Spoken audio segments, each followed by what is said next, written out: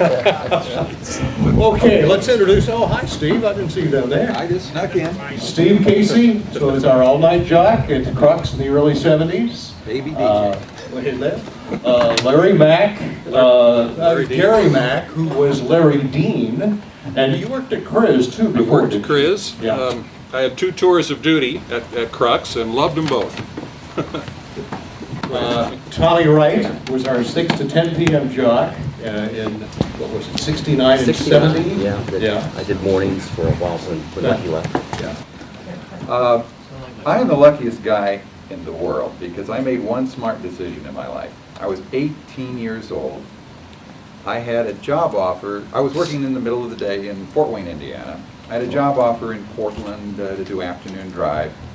And then I got a call from Todd Wallace offering me the basement, 2 a.m. to 6 a.m. in the morning in Phoenix, which I understood was fairly warm.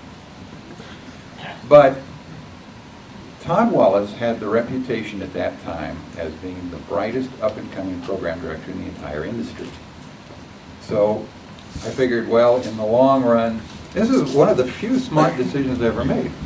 In the long run, that would be who I should go to work for. And I did. And so I was the very least among us at KRUX. I filed records during the day in the library. And it was a tough time because I knew nothing. I was just learning. Of course, I thought I knew something, but I didn't.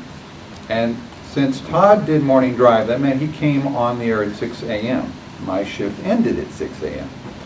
So, number one, I was no good. Number two, the boss came in and told me every morning what a wonderful job I'd done.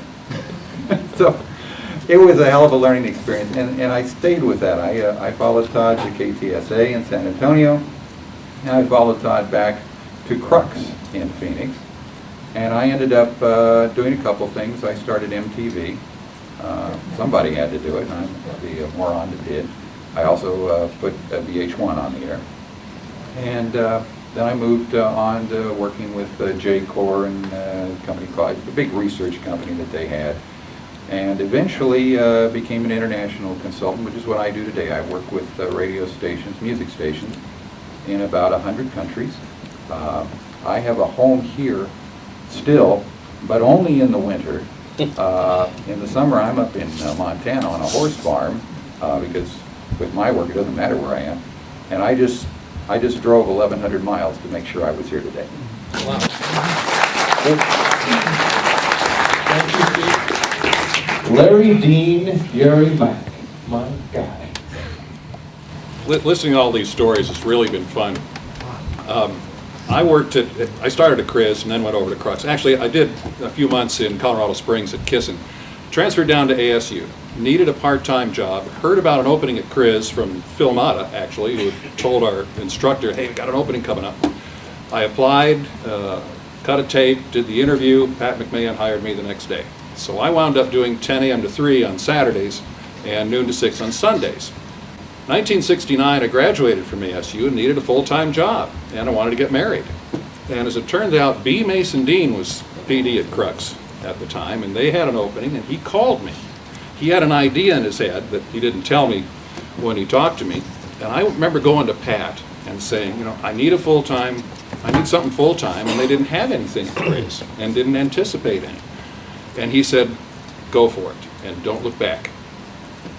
I then went to Doug and asked him the same question, because I said, you know, I feel badly. You guys have really helped me. You started my career, and I hate to go across the street to compete with him. He said the same thing that Pat did. Go for it, don't look back. So I did.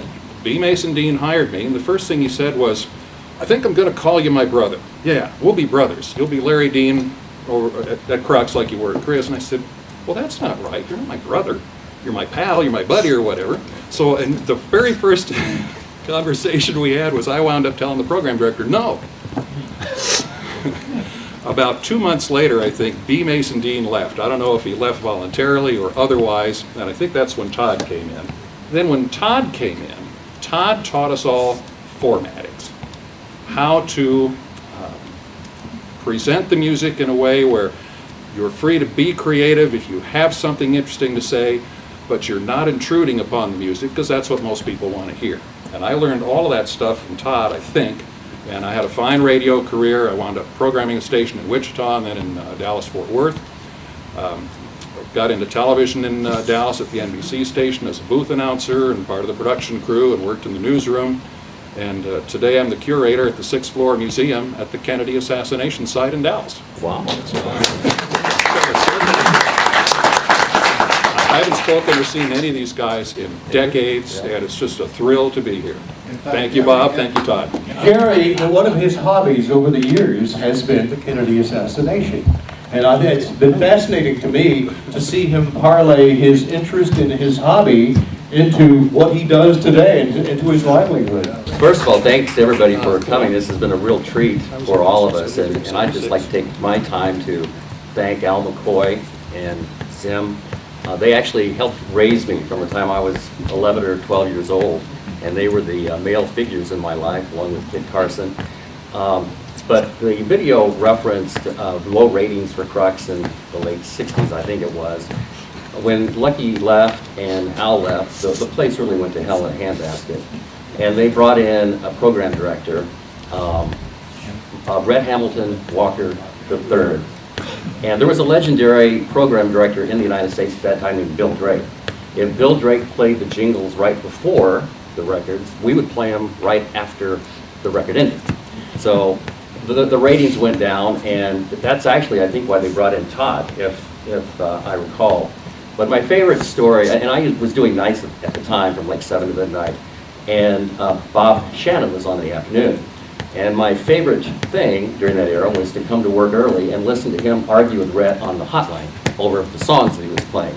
And I think sometimes Bob would do it just intentionally to get to Red, but that's what I hated the guy. Oh, I know. I still do. Tell us how you really feel. The reason we did this reunion is I was hoping he would show up. I want to really thank Al McCoy and Zim. And when I was a young kid, 12, 13, Lucky Lawrence used to actually pick me up at 5 o'clock in the morning and take me to the radio station. And I would literally spend the weekend there. And my first shot at doing anything in radio was actually one Saturday when Al was on the air and he had to go to the bathroom. And he said, "Do you think you can start this record after the news?" And I was literally shaking to make sure I got the thing done right. But anyway, thank you all so much for coming. It's just great to see everybody. Great to see everybody up here. Part of the secret sauce to the success at KRUX was we always had 52 weeks a year some kind of a major promotion going. And we were right on top of it. We were very competitive. You know, if KRIZ gave away $1,000 a day, we made it sound like we were giving away $1,000 every hour.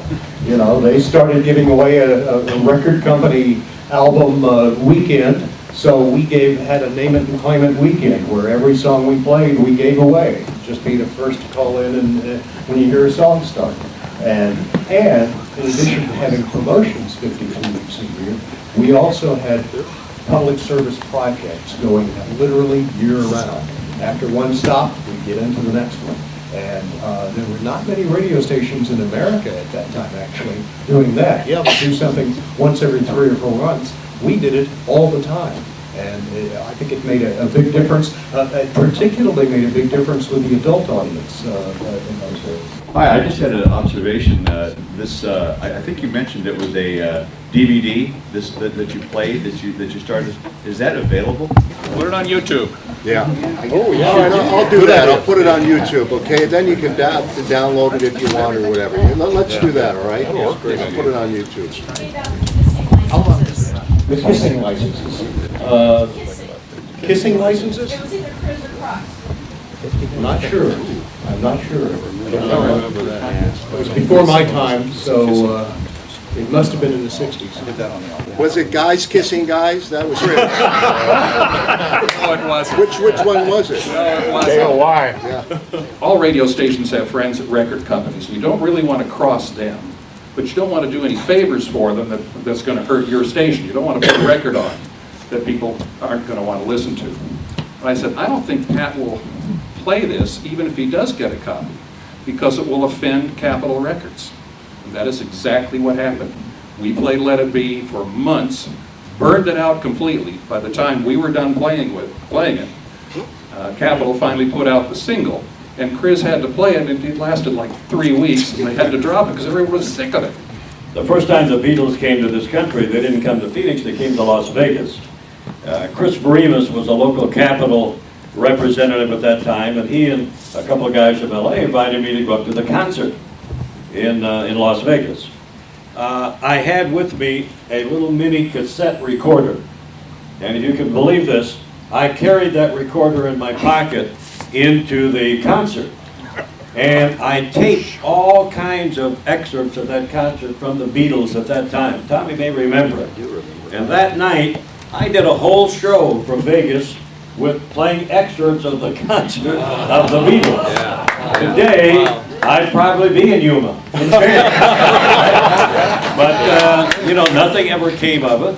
And we had that big exclusive of this thing and went to a private party with John, George, Paul, and Ringo, and had a great time and did that thing on the air.